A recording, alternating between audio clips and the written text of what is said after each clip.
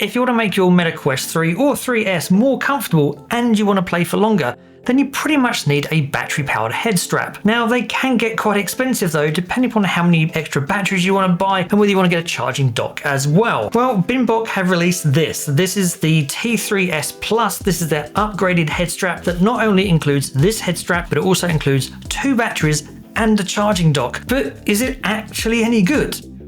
Let's find out. Binbok did send me this to review, but they're not paying for or sponsoring this video, so you are, as always, going to get my honest opinion.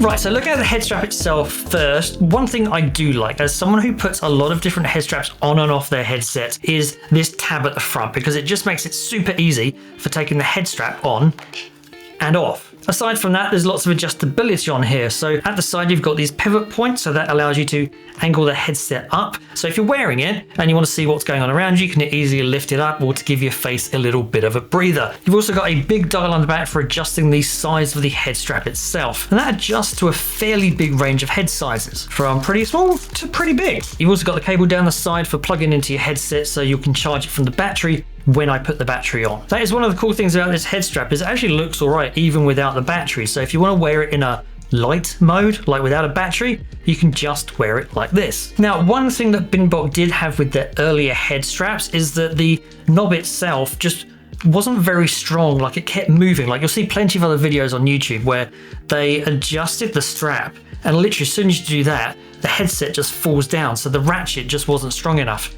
They fixed that with this version. This is super strong. Like once I set it in place, it doesn't matter what I do to push or pull, it is locked into place. That's really good. The back pad itself is a nice soft rubber which sits nice and comfortably on the back of your head. Now, I am someone who tends to prefer padded backrests, but as far as non-padded versions go, I did find this pretty comfortable to wear. There is padding on the top strap though, and that's got pretty nice thick foam inside it, so it's nice and comfortable for sitting on top of your head.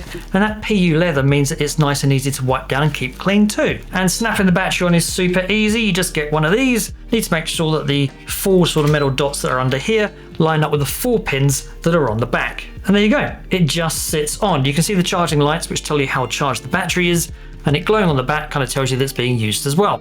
Not that you can see it when you're actually wearing it, but that does come in super handy when you put it on the charging dock to see if it's charging or not. And once it's on, it actually stays in place pretty well. You would literally have to be giving yourself whiplash to have any chance of getting this head strap off. You can hear a little bit of a jiggly noise when you do that, but I'm guessing you're not doing that with your head that too often.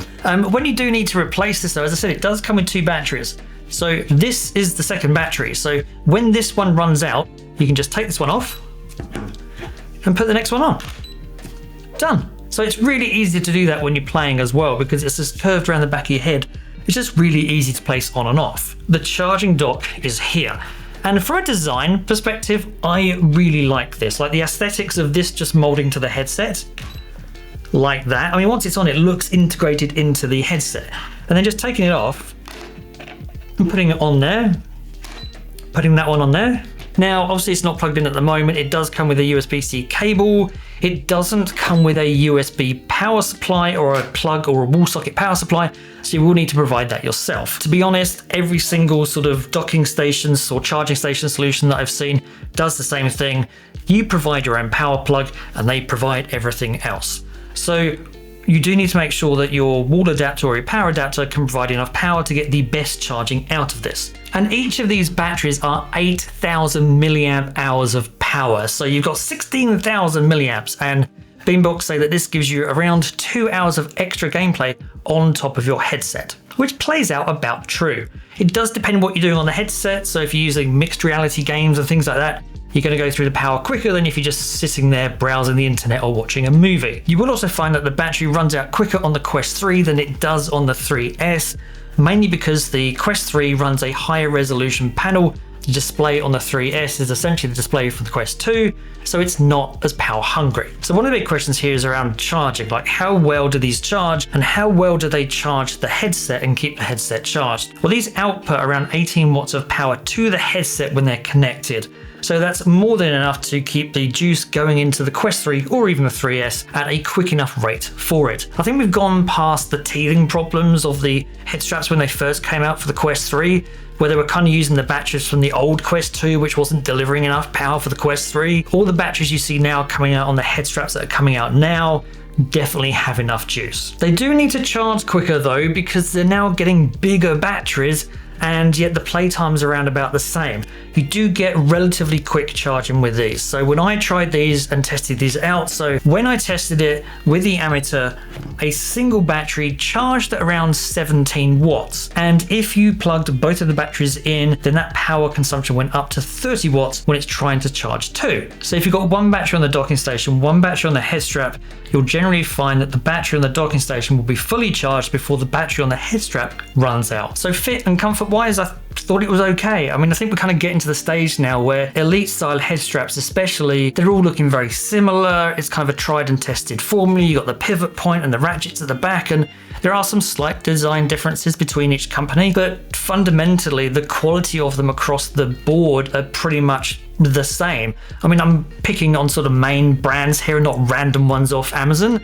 So Bimbok, you've got AMVR and KK Cobb VR, you've got Bobo VR, lots of VR companies, Kiwi Design, other companies like that. They've been running for years, and so they've had time to just establish themselves as having good quality head straps. It's very hard for me to get excited about a head strap because I've tried so many, but it's comfortable, and I would happily wear it.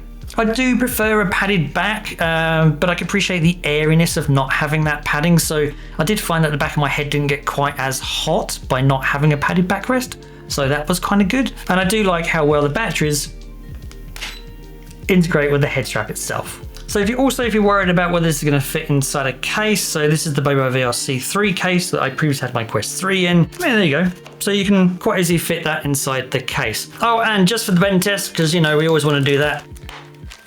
So that's the bend test done. Now this is the package here that kind of comes with two batteries, the docking station and the head strap. It does also come with just a single battery as a buying option. Good thing for that is that when this is on the head strap, if you plug it into the USB-C port here to charge, it will charge not only the battery, it will charge the headset at the same time. So you can charge everything all in one go with just a single cable. And that's even useful if you happen to be on the go and just leave the docking station at home. So should you buy this? Well, I think if you're on a budget and you want to go and upgrade your headset with as much power as you can get and upgrade the comfort at the same time, then the Bimbok T3S Plus is a good option.